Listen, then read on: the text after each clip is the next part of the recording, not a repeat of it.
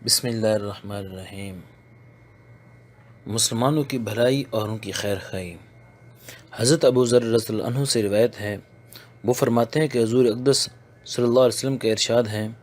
کہ تمہارا اپنے مسلمان بھائی کے لیے مسکرانا ایک صدقہ ہے، تمہارا کسی کو نیکی کا حکم کرنا صدقہ ہے، برائی سے روکنا صدقہ ہے،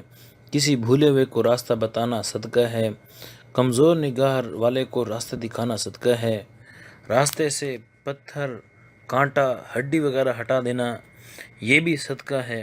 اور تمہارا اپنے ڈول سے بھائی کے ڈول میں پانی ڈال دینا یہ بھی صدقہ ہے۔ حضرت جابر بن عبداللہ رضی اللہ عنہ اور اسی طرح حضرت ابو طلحہ بن سہل انصاری رضی اللہ عنہ سے روایت ہے کہ رسول اللہ صلی اللہ علیہ وسلم نے ارشاد فرمایا کہ جو شخص کسی مسلمان کی مدد سے ایسے موقع پر ہاتھ کھینچ لیتا ہے کہ جب اس کی عزت پر حملہ کیا جا رہا ہو اور اس کی آبرو کو نقصان پہنچایا جا رہا ہو، تو اللہ تعالیٰ شانہ کو ایسے موقع پر اپنی مدد سے اس کو محروم رکھیں گے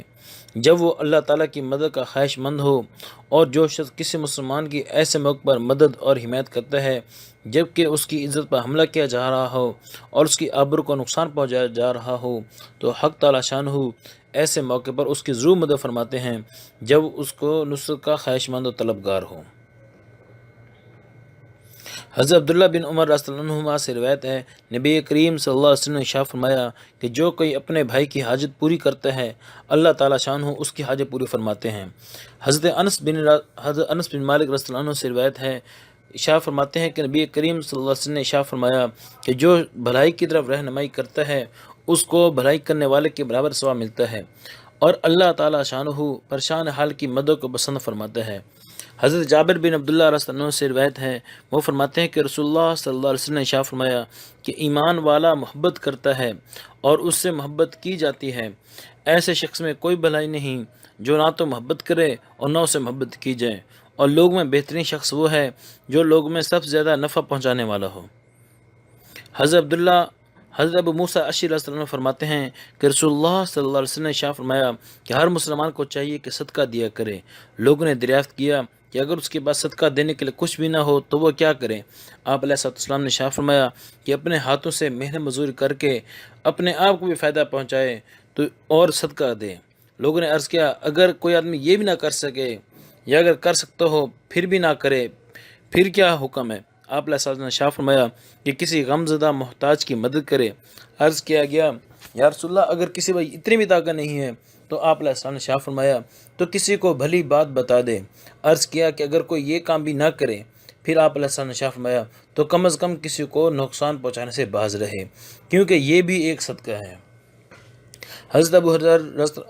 ہریرہ رضی اللہ عنہ سے روایت ہے، رسول اللہ صلی اللہ علیہ وسلم نے ارشاد فرمایا کہ ایک مومن دوسرے مومن کا آئینہ ہے اور ایک مومن دوسرے مومن کا بھائی ہے، اس کے نقصان کو اس سے روکتا ہے اور اس کی طرف سے حفاظت کرتا رہتا ہے۔